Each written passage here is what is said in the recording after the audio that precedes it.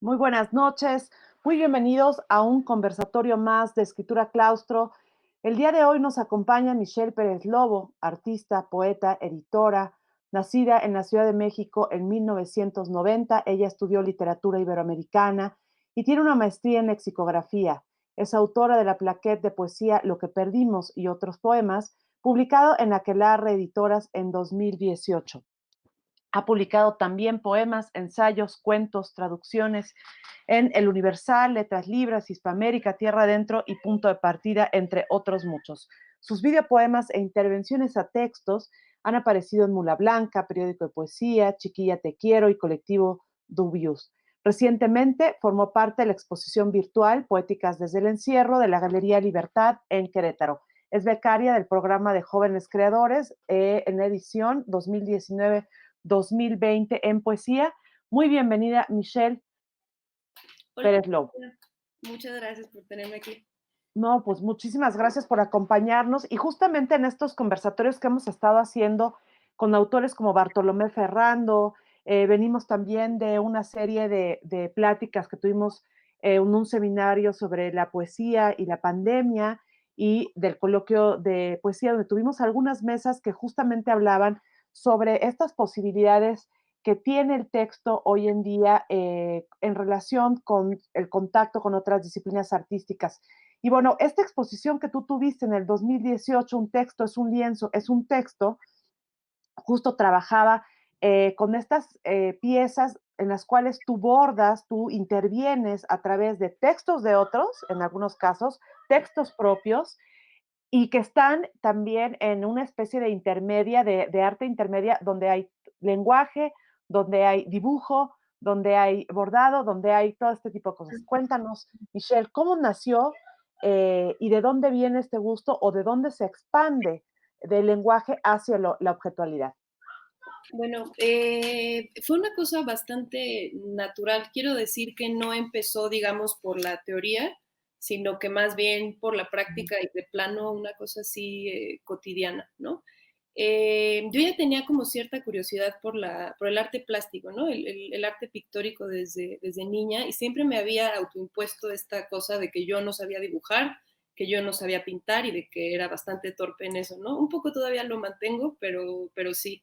Entonces yo estaba como muy negada a ver a explorar esa parte de mis gustos, ¿no? Y pues pasó que hace unos años, 3, me operaron de los ojos porque tenía mucha miopía.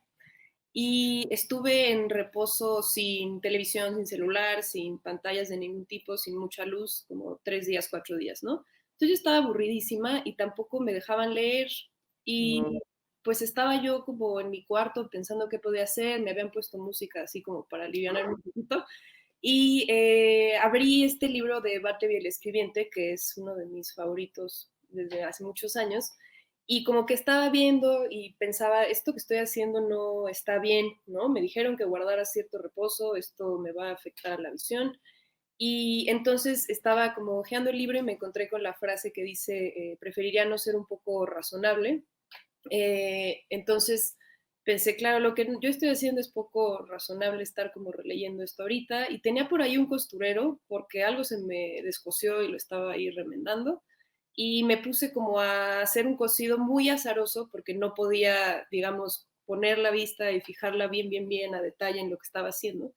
Y pues salió eso, yo como que lo dejé ahí nada más, de repente dije, bueno, pues hay otras partes del libro de Bartleby que me gustan muchísimo y que me gustaría como meterles ahí el hilo y la aguja, porque además fue muy divertido como entretenimiento, digamos, y también porque tengo esta maña, esta costumbre de subrayar muchísimo los libros e interactuar mucho con lo que leo, ¿no? Entonces fue una forma quizá no tan ortodoxa, digamos, de subrayar esa obra que me gusta tanto. Entonces empezó de ahí.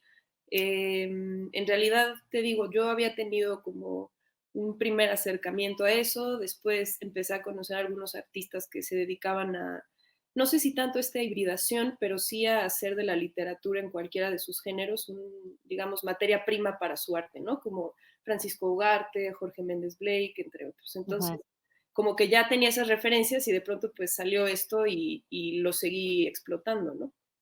Sí, justo con Jorge Méndez Blake, con esta imagen que acabamos de ver, me acuerdo de una pieza de él que hizo, que abrió la edición de Moby Dick, ¿no? Y entonces la edición de Moby Dick estaba enmarcada y colocada en las piezas de la colección Jumex, y Ujú, justo lo que era interesante eran las anotaciones, ¿no? Era lo que había de lo residual del lector, por decirlo de alguna manera. O claro. sea, este residual del lector que va apuntando, que va incluso marcando con los dientes, como cuando agarras el libro con el diente, ¿no? Y traes el café y el teléfono y 20 cosas.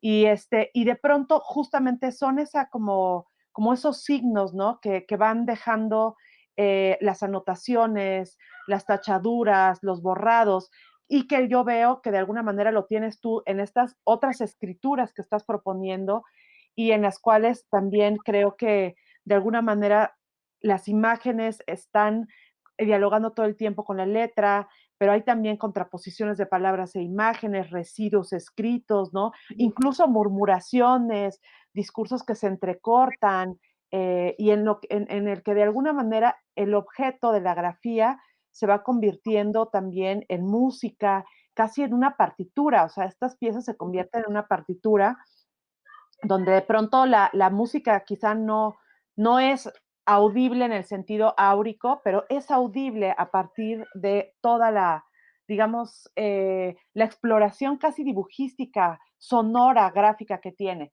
¿Cómo es que llegaste, por ejemplo, a esta pieza, como estas piezas, donde hay toda una intención de puesta casi en escena, Ujú. ¿no? En notación de los textos?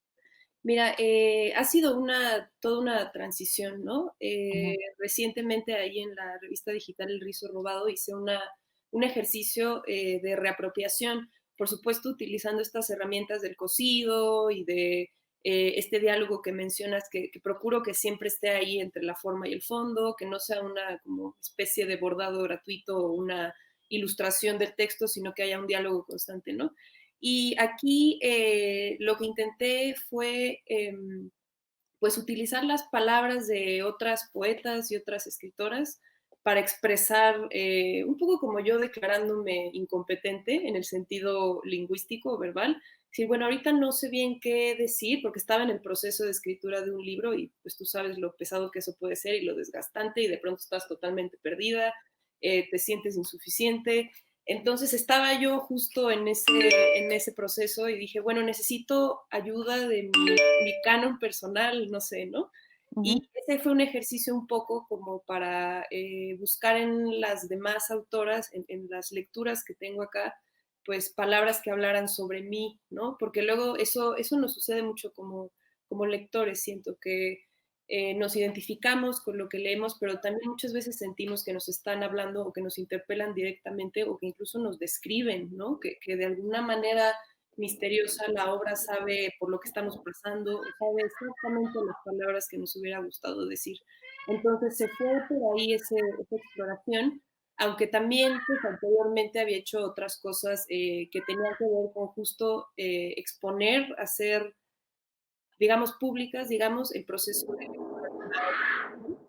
Todo eso que normalmente se considera como la parte de glosa o lo que decías, ¿no? Las anotaciones a un lado, los subrayados, las rayitas, las flechas, todo eso como volverlo central, que dejara de ser una función marginal, ¿no? Esa fue un poco la cuestión. Pero claro que, pues, como te decía ahorita con este último ejercicio en el rizo robado, sí juega aquí un gran papel la reapropiación, ¿no? Porque por un lado tenemos, tú tienes allá atrás y yo acá atrás un montón de libros que son nuestros, ¿no? Los sentimos como objetos propios, pero también el contenido es nuestro, ¿no? Y la forma que tenemos de hacerlos nuestros, pues es quizá como estábamos nerviosas mientras lo leíamos, pues lo mordiste o se te cayó el café o todos esos son como como señas particulares de la lectura y que pues normalmente se quedan ahí encerrados entre las tapas, no están visibles, ¿no? Esa cosa de minucia o de infraordinario casi. Claro que justamente esto que estás hablando de las capas, ¿no? De las capas que tenemos, y no solamente de las capas de los libros, ¿no? Sino de las capas de las vidas, sobre todo en este mundo digital, Sí. donde tenemos, o sea, bueno, a mí me parece que lo que vemos en tu obra también tiene que ver con esas capas de lectura, o sea, hay una lectora atenta, hay una lectora que está anunciando y enunciando también, ¿no? A partir de las lecturas con nosotros. Me llamó muchísimo la atención la selección que hiciste con estas apropiaciones, con los textos de algunas de las imágenes que estamos viendo, que son Verónica Gerber, Coral Bracho, Isabel Fraire, ¿no? A mí que me parece una poeta muy buena, tiene grandes poemas y que sin embargo creo que no ha sido reconocida como debería serlo, con el poema de 8 y medio, Sí, genial, genial. ¿no? Y de pronto te das cuenta que hay, o sea, en esta experimentación hay por un lado este homenaje como a las voces de los otros, Ujú. pero también hay una nueva lectura, ¿no? El hecho de apropiarte, de sacar del contexto del libro y de incluirlo en este otro diálogo conjunto con lo que tú estás creando, hace que esa frase, hace que ese verso, hace que ese texto se convierta en otra cosa. Y creo que eso me parece prudentísimo y maravilloso de lo que estás haciendo, Michelle. Eh, y por el otro lado, me gustaría, por ejemplo, o sea, cómo te ha tratado la crítica, porque claro, en estos espacios, digamos, donde de pronto descolocas, ¿no? Descolocas la frase, descolocas el lenguaje de su puesta en página a su puesta en objeto, en poema visual, en pieza intermedia, ¿no? Hay, digamos que toda una posición de discurso estético, pero también incluso político, ¿no? Y bueno, vas creando como este concierto de lo que se oye con los ojos, de lo que se ve con los oídos, ¿no? Que a mí me gusta pensar en que es como una cuestión que tiene que ver con la retina áurica, ¿no? Ujú. Pero la poesía visual que tú estás haciendo finalmente habla con múltiples lenguajes, ¿no? Y a mí me parece profundamente musical. No sé, yo sigo pensando que es profundamente musical. No lo sé por qué, pero me da esa sensación que Ujú. hay algo de una sonoridad múltiple en ello, ¿no? No sé qué piensas al respecto. Mira, es que sí es complicado. De entrada, me pasó como el shock inicial cuando empecé a publicar las intervenciones que hacía, que primero te digo que fue con Bartleby en el Instagram, nada más como algo en lo que estaba ocupando mi tiempo, y empecé a ver que me preguntaban: "Oye, ¿qué estás haciendo? Esto está súper chido, no sé qué". Como que dije: "Ah, pues está padre, no sé qué estoy haciendo o cuál es mi objetivo final, pero me gusta esto que estoy haciendo". Y después hablé con un pequeño galerista y me regañó, ¿sabes? Porque le enseñé mis cosas, él estaba como, tenía mucha curiosidad, y le dije: "Mira, aquí está esto", y yo lo traía así como en el morral, entre dos hojas blancas, ¿no? Los libros así que estaban llenos de cosidos antes de que los desmontara, etcétera, los dibujitos por ahí con lápiz, y me dijo: "Oye, pero tienes que tratar esto como si fueran obras, o sea, no puedes llegar, irte en el metro o en el metrobús con esto en la mochila así nada más, son tus obras". Y yo estaba muy conflictuada por esa etiqueta de obra, ¿no? Me sentía una súper impostora de llamarle a lo que estaba yo haciendo de esa forma así tan, pues como tan natural, obra. Entonces ese fue como la primera pequeña batalla que tuve que librar en términos subjetivos, ¿no? Ujú, Conmigo ujú. misma. Y ya después, ya que fue la exposición y todo esto, le mandé a un amigo escritor que ya está entradito en años las fotos de la expo y me dijo: "Mira, yo te quiero mucho y creo que escribes muy buena poesía, pero creo que esto es decoración de interiores, entonces recomendaría que te dedicaras a lo que es lo tuyo, ¿no? Está muy bonito y todo, pero estás haciendo decoración de interiores". Y dije: "Bueno, pues está bien, ¿no? Los voy a enmarcar y los voy a colgar en mi cuarto". Pero sí hubo ese también choque. Después, gente que fue a la expo que me decía: "Oye, esto está padre, pero ¿por qué?". ¿O para qué? Que esa es una gran Ujú, pregunta que se le hace al ujú. arte todo el tiempo, ¿no? O sea, ¿y para qué haces esto? ¿Y para qué haces intervenciones sonoras o en video? ¿Para qué si tienes el libro o para qué si existe la pintura y el gran lienzo y el museo como espacio hegemónico, ¿no? Entonces también pasó eso, pero hubo muchas personas que, como pasa con todas las obras de arte, que leyeron o vieron también a la vez lo que yo estaba presentando y que les atrajo por razones que yo no había ni siquiera pensado, ¿no? Que quizá lo que leyeron no fue tanto el texto, sino la forma en que la aguja atravesó, como en eso que estamos viendo ahí de Macedonio Fernández, o el uso de, no sé, de cierto tipo de hilo, o que solo fueran hoyos. Entonces, fue muy diversa y es complicado, ¿no? Como que, no sé, en esta cuestión de, recuerdo este libro de César Aire César Aira, perdón, sobre el arte contemporáneo, donde habla de que la crítica, una de las grandes críticas que se le hace al arte contemporáneo es que se vale cualquier cosa, ¿no? Que eso es una como seña de informalidad, de irresponsabilidad, de flojera, y que pues esa es como la gran crítica al arte contemporáneo. Y él lo que dice es que para él esa frase de cualquier cosa es más bien como una carta abierta a la libertad creativa sin límites y sin que importe absolutamente nada, ¿no? Tanto formal como semánticamente. Y creo que pasa eso también, no, no todo el arte está hecho para todas las personas, ni todos los libros, ni toda la música, ni, ¿no? Ni las películas. Cada una tiene un público, pero sí, sí, es complicado meterse ahí. Pues sí, justamente algo de eso, de lo que estás planteando, eh, tiene que ver con las formas de lectura. Yo creo que en ese sentido, las formas en que estamos leyendo la realidad son las formas también con las cuales podemos articular pues la obra, ¿no?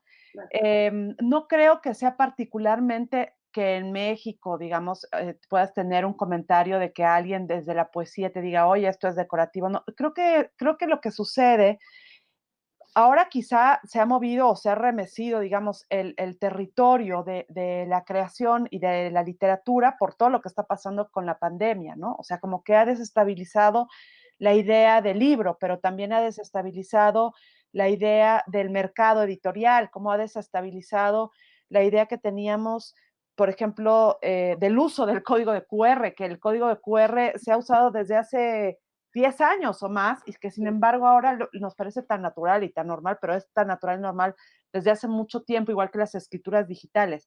Ujú. Pero hay sí algo que siempre sucede con este tipo de escrituras que cuestionan al lector, que cuestionan sus posibilidades de lectura al ver una obra así. Porque evidentemente cuando tú escribes un libro o escribes un texto y el texto está simplemente ahí colocado en una página en un libro, tiene un diálogo no distinto a que cuando pones la pieza en performance o a lo que pones la pieza, como en este caso, en la intervención de un libro, o simplemente lo que tú haces, ¿no? O sea, la hoja de un libro de un autor connotadísimo o de un autor o de alguien, ¿no? Como Carl Brach o quien quieras, que sea intervenido y que la hoja pueda ser agujerada, que el texto, como esto que estamos viendo, ¿no? Que pueda ser intervenida, pues evidentemente que es hay gente que lo podría tomar como una afrenta, ¿no? Claro. Y sin embargo, es un diálogo a el texto que está ahí, ¿no? Hace otros continentes dentro del continente del libro.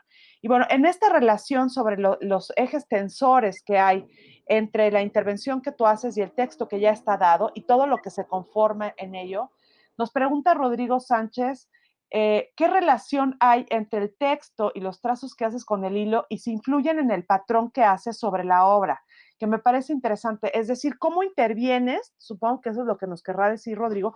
¿Cómo es que intervienes el espacio de la textualidad, de esta materialidad del texto, si hay o no un patrón en cómo lo estás interviniendo?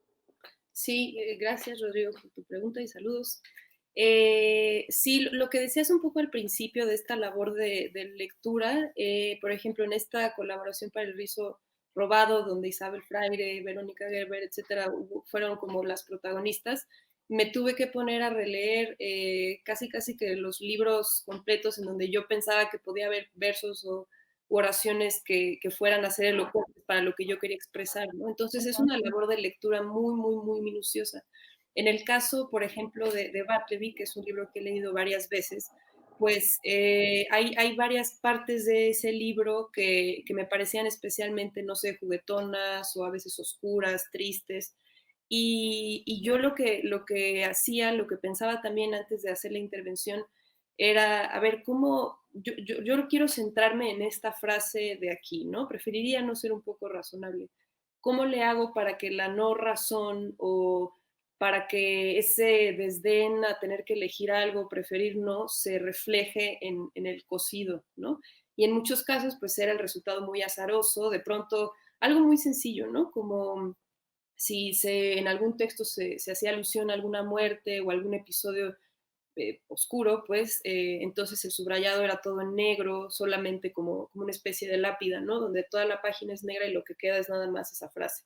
Entonces sí hay una relación muy estrecha. Yo procuro que así lo sea justo porque no es mi interés principal hacer una cosa decorativa y bonita, ¿no? Lo que quiero es que sea elocuente tanto para quien la vea como para quien la lea, o que más bien la lectura venga desde dos frentes, ¿no? La lectura, digamos, lingüística, verbal y la lectura de la imagen, ¿no? Y también en esto que te preguntaba sobre el sonido, ¿has experimentado igualmente con piezas sonoras? Fíjate que no, no lo he hecho todavía. Tengo lo más que, creo que me voy acercando de a poquito también porque estoy como intentando dominar primero los medios en los que hago las cosas, ¿no? Apenas he experimentado con cositas en video, entonces estoy como todavía metiéndome un poco más, ¿no? Pero sí pues es que hay un montón de formas y de lenguajes en que se puede leer un texto, ¿no? Leer una imagen. Ahora, otra pregunta con respecto a eso es, ¿cómo es eh, el proceso, digamos? O sea, está el libro y Ujú. del libro deviene la imagen, o es que hay ya como también, porque yo veo que dibujas mucho, ¿dibujabas antes o empezaste a dibujar desde este episodio, digamos, que tuviste, que estuviste en cama estos días que te operaron? ¿O en realidad siempre has dibujado y es natural como este traspase o porosidad entre, ¿no? Entre el dibujo y la imagen y el texto? No, de hecho siempre ha sido algo que me gusta mucho, que me atrae y que me gustaría hacer de una forma más profesional, pero no me siento tan hábil.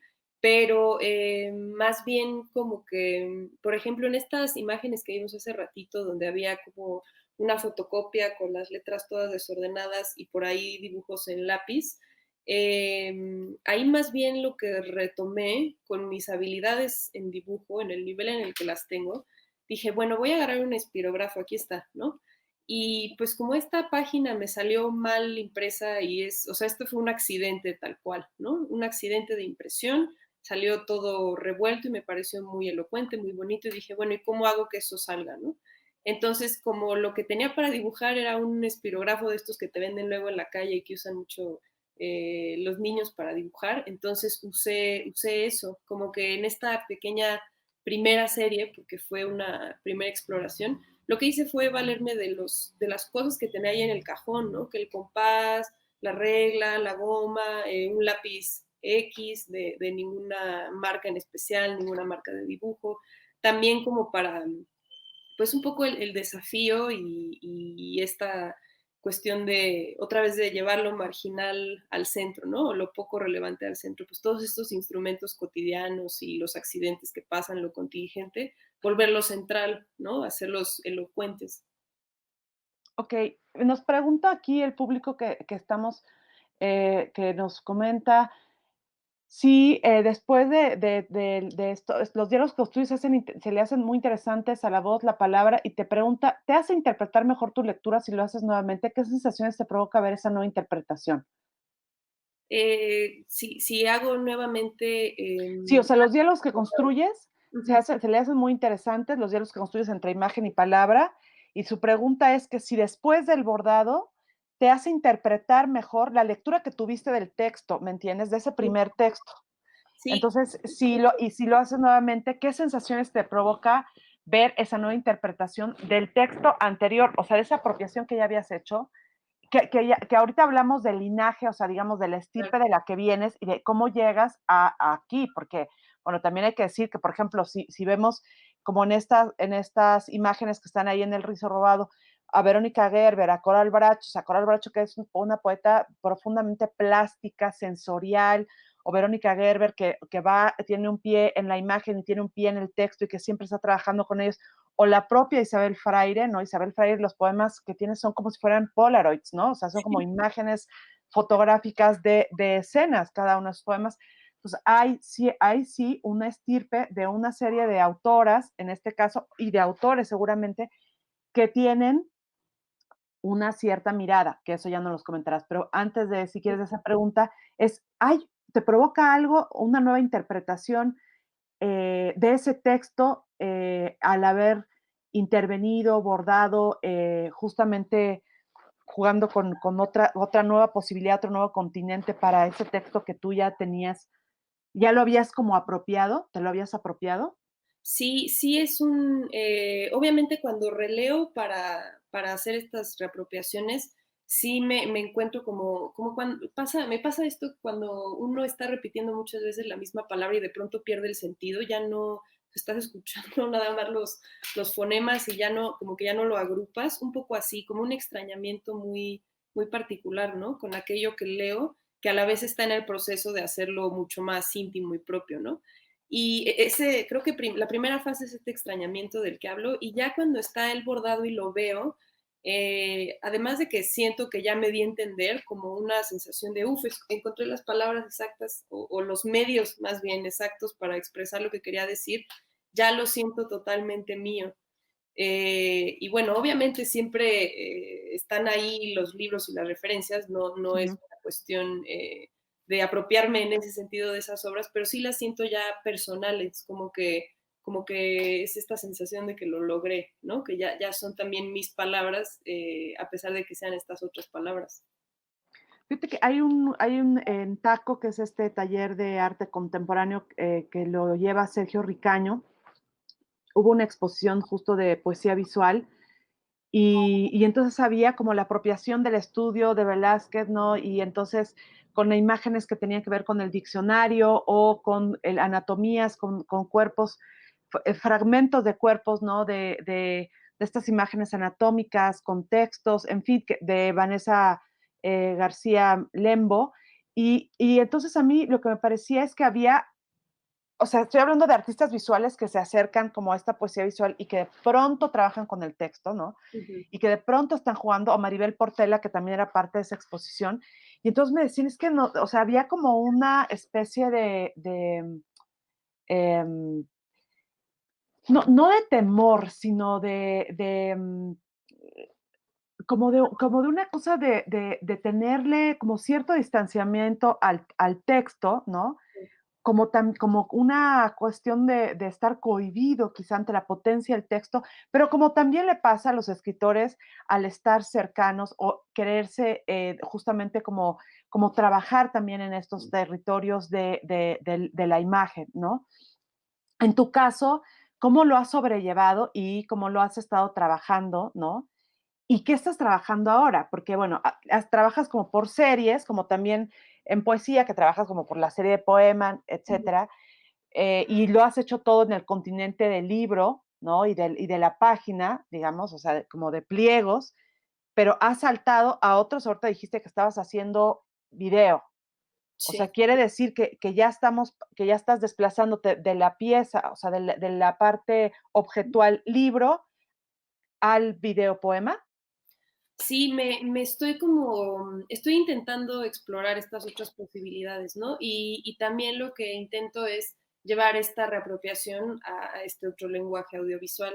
Lo que mencionabas cuando leías mi semblanza de esta exposición de poéticas desde el encierro, por ejemplo, ahí también hice un video que fue un poco una especie de, fue muy íntimo y a la vez no lo fue porque fue una especie de recorrido del departamento que dejé antes de mudarme y del espacio compartido que viví durante la fase más álgida de la pandemia, ¿no? A inicios, cuando nos golpeó a todos y cuando tuvimos que reaprender a habitar nuestros espacios, a usar nuestros utensilios de cocina, no sé, ¿no? Toda esta primera fase, me pareció importante que fuera también visual, ¿no? Saqué fotos, obviamente siempre me pasa esto que mencionas con estas artistas, ¿no? Está esta cosa como de respeto, de aprensión de no estarlo haciendo bien. Saqué para ese video fotos con mi celular y decía yo, bueno, es que yo tampoco soy fotógrafa, ¿no? Estaré haciéndolo bien. Como que sí hay un proceso de aprendizaje, ¿no? De sentirme ya cómoda con los medios, aunque los use de una forma rudimentaria. Y esto del video lo quiero explorar más. Lo que quiero es comprarme una cámara medianamente decente porque no en el celular no se puede confiar mucho. Y seguir explorándolo por ahí. Y también quisiera hacer algo con diccionarios, que los diccionarios son quizá mis libros favoritos. Y tengo por ahí algunos. Todavía, contrario a lo que pueda parecer, me ha dado un poco de miedo intervenirlos y recortarlos porque pues, son objetos un poquito más caros. Algunos no los he comprado aquí. Entonces, tengo ganas también de desafiar la estructura, la macroestructura del diccionario, ¿no? Que además tiene esta figura de imposición y del deber ser y de qué sí entra al diccionario y qué no, ¿no? Entonces, me interesa también irme por ahí, como haciéndole un pequeño homenaje poético a mi formación lingüística también, ¿no? Claro, no, platícame un poco más de eso, también para los que nos están viendo, de esa formación lingüística y cómo eso te ancla, digamos, al lenguaje, te ancla profundamente al lenguaje, porque, bueno, pues es como tu origen, digamos, más natural. Sí. Y qué te ha llevado a investigar también, porque cuando yo es la segunda o tercera vez que platico contigo y que tenemos estas charlas, siempre todo está desde, por ejemplo, a diferencia mía que yo estudié historia del arte, entonces todas mis referencias primeras son imágenes y Claro. luego entonces después poesía, pero en tu caso todo es muy lingüístico y muy cernido, digamos, en la parte más concreta del lenguaje. ¿Y cómo ha sido desplazarse justamente hacia la imagen y de pronto romper con eso? O sea, romper con la propia, por eso te decía, la propia, digamos, dimensión del libro y dimensión de lo lingüístico para salir hacia otros lados.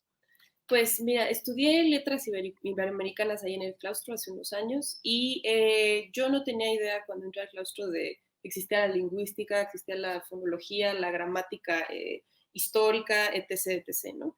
Pero ya ahí me di cuenta, la primera clase que tuve de fonética y fonología me voló la cabeza, me enamoré, yo quería hacer antropología lingüística, quería irme a hacer grabaciones y análisis del discurso, o sea, me voló la cabeza. Y ya después, como que seguí mi interés por la lingüística, la ciencia del lenguaje siguió creciendo.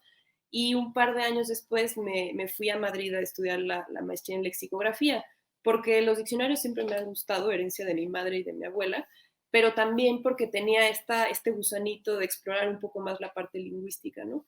Y ahí las clases fueron diversas y tuve varias de semántica, por supuesto, para un poco saber cómo es la organización interna de las palabras en términos de significado.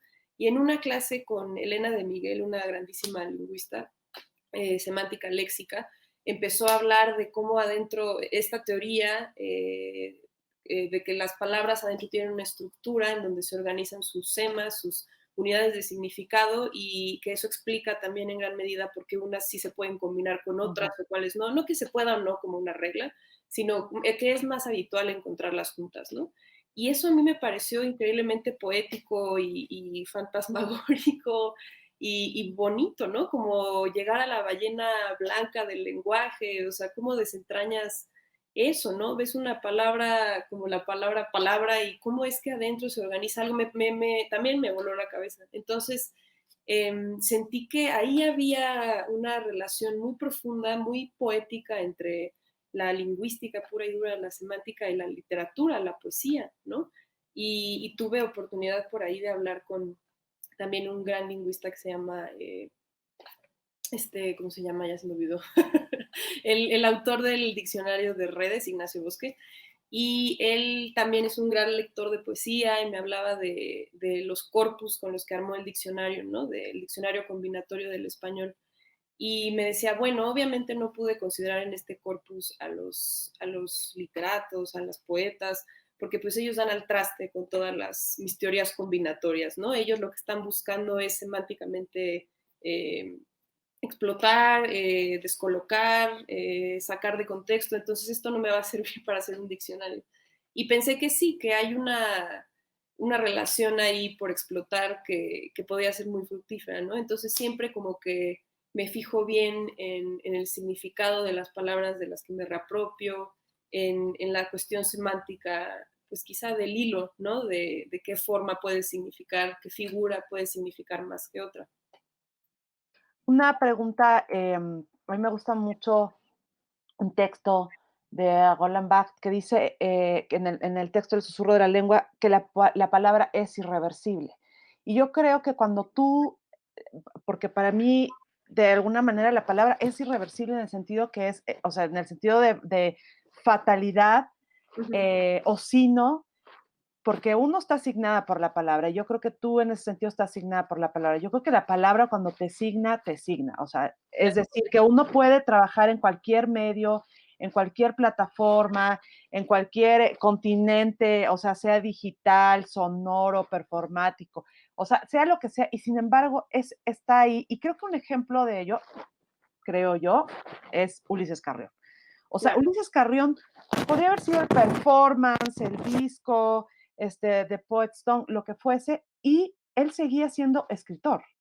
Entonces yo creo que esa condición del escritor no la pierdes nunca. O sea, a mí me parece en ese sentido un poco ingenuo pensar que porque estás haciendo que el texto viva en otros lados, en otros espacios, en otras geografías, en otras cartografías, digamos, vas a dejar de ser escritora, ¿no? Al contrario, yo creo que esa exploración del lenguaje tiene una doble potencia, ¿no? ¿no? sé qué piensas al respecto. Sí, creo que sí, y eso pasa, así como lo dices, cuando estás marcado por el signo irreversible, te pasa todo el tiempo. Sales, a mí me pasó durante una época de mi vida y la gente que es cercana a mí lo sabe, que me encontraba muchos ganchos de la ropa tirados en la calle, ¿no? También porque pues voy observando siempre. Y a mí se me hacía algo muy extraño porque para que esté un gancho ahí o hubo una pelea fatal donde él o ella tiraron la ropa del otro, de la otra, y entonces hubo ahí una cosa, una lluvia de prendas, o porque quizá el tianguis, el ambulante, pues va por ahí, pone el puestito y de pronto se van y se les olvidan los ganchos, no lo sé. Pero además de esa extrañeza y además la coincidencia, porque te digo que me pasó muchas veces, había algo como de desolador en eso, ¿no? Y Ujú. yo pensaba, híjole, pobre gancho, ¿no? Aquí en la intemperie, sin la ropa que lo cubra, sin el abrigo, y pues condenado a quedarse ahí a que lo tiren y ya no que lo usen, ¿no? Y entonces creo que pasa eso, como que la manera en la que nos enfrentamos a la vida cotidiana y las cosas que vemos y que escuchamos las interpretamos y nos interpelan de un sentido distinto, ¿no? Cuando estás signado por el lenguaje, como que sientes ganas de hablar por los ganchos tirados o de, ay, no sé, de reinterpretar el soneto o de hacer diagramas sobre cómo se transmite un chisme, ¿no? Retomando a Carrión. Entonces, creo que es un poco así como tengo el síntoma yo de que estoy signada también, como eso de estar queriendo darle elocuencia a las coincidencias, ¿no? Y también darle, justamente permitir, que decía Jan Vance Mayer, este maravilloso cineasta, que había que permitir, que poesía solamente había una, para empezar, ¿no? O sea, que uno iba haciendo cinepoemas o poesía visual o lo que fuese, pero que poesía era solo una. Esa es la primera. Y la otra cosa era que decía que había que dejar hablar a los objetos. Y para dejar hablar a los objetos necesitan de palabras, necesitan de nuestra lengua, de nuestra respiración, del pulso. Entonces ahora lo que cuentas es finalmente eso, o sea, cómo hacer que el mundo, ¿no? Esta apropiación, esto que estás recogiendo también del mundo, hable. Y en ese sentido nos pregunta Yadira Vega, ¿cómo realizas la representación comunicativa, lecturas de esta intervención de poemas reapropiados con la pulsión de tu texto tejido? Y bueno, con la voz, la palabra, le emociona muchísimo tu trabajo y le gustaría ver un diccionario creado a través de esa voz llamado Bordado, que claro, yo supongo que Marta Elión tenía una serie de libros de artista con alfabetos creados a partir de ramas y la impresión de estas, ¿no? En un libro de artista maravilloso, Qué que a increíble. mí me parece que Ulises Carrión, Marta Elión, Felipe Eremer, hay como también una larga lista de artistas que han trabajado la poesía visual también con el lenguaje. ¿Cómo realizas entonces la representación comunicativa de esto que te pregunta Yadira Vega, para ir cerrando la conversación? No sé bien qué es eso de representación comunicativa. No sé si es más bien cómo leo yo esas obras antes de tejerlas o tal cual como las tejo, pero te voy a contestar las dos, a ver si no me equivoco. Si no, al rato lo pienso y te escribo por Facebook. Pero primero la lectura es la lectura, digamos, normal. Yo nada más como ahí en búsqueda de algo que me interpele directamente, que luego sale así de la nada como los ganchos, ¿no? Y ya después, obviamente aquí también entra otra dimensión que ya no vamos a poder platicar, pero entra la cuestión de la escritura como un acto que involucra el cuerpo necesariamente, ¿no? Tener que perforar, que urdir, que coser, todo eso también entra en juego para poder interpretar esa frase que estoy cosiendo o esa frase o ese verso con el que me estoy reapropiando, ¿no? Entonces ahí también entra el cuerpo al juego, ¿no? Que la escritura es el cuerpo tal cual y también la reapropiación y la intervención. Entonces es también termina siendo un ejercicio corporal, ¿no? De explorar las posibilidades, obviamente no nada más de la tinta que está ahí, sino del mismo papel, ¿no? Explorar los gramajes, las texturas, los colores y pues todo eso creo que también al final significa, ¿no? Es materia que significa. Queridísima Michelle, un favor, ¿dónde podemos ver más de tus obras? ¿Dónde podemos seguirte en los procesos si llevas alguna bitácora de procesos? Sobre todo publico esas cosas en el Instagram, me pueden Ujú. seguir en arroba michelle-pérez-lobo, así como está escrito aquí en la pantalla, y luego también comparto las cosas que publico y todo eso aquí en el Facebook, también me pueden buscar por acá. Pues muchísimas gracias, Michelle, y invitarlos a todos ustedes que nos han seguido en esta sesión a que sigan de cerca el trabajo de Michelle. La verdad es que vale muchísimo la pena. Está los poemas en El Rizo Robado, que ahí también van a encontrar una selección de poesía experimental y expandida que se está haciendo. Y invitarlos a nuestras actividades de cierre este próximo 9 de diciembre, miércoles 9 de diciembre, va a estar maravilloso. Cerramos con una lectura transatlántica México-España con Mercedes Roffé, Elsa Cross, María Auxiliadora Álvarez y Ada Salas. Es un lujo, es una lectura de gala México-España para este cierre de año y de todas las actividades de escritura del claustro. Así que por aquí nos encontraremos el miércoles 9 a las 7 de la noche. Michelle, muchísimas gracias por esta plática, por esta charla, a toda la gente que nos acompañó y síganos porque esto va para dar mucho más que discutir y sigan los conversatorios, hay de poesía, de narrativa, etcétera, y están todas las mesas del seminario de poesía y pandemia, del coloquio de poesía, vale la pena que se echen ahí un clavado y que vean todas estas mesas. Muchísimas gracias, Michelle. Y cuando saques un libro o tengas una exposición, por favor, avísanos. Sí, claro que sí. Muchísimas gracias, Rocío, al claustro, a Luis y a todos los que nos escucharon. Nos estamos viendo. Hasta la próxima. Sale.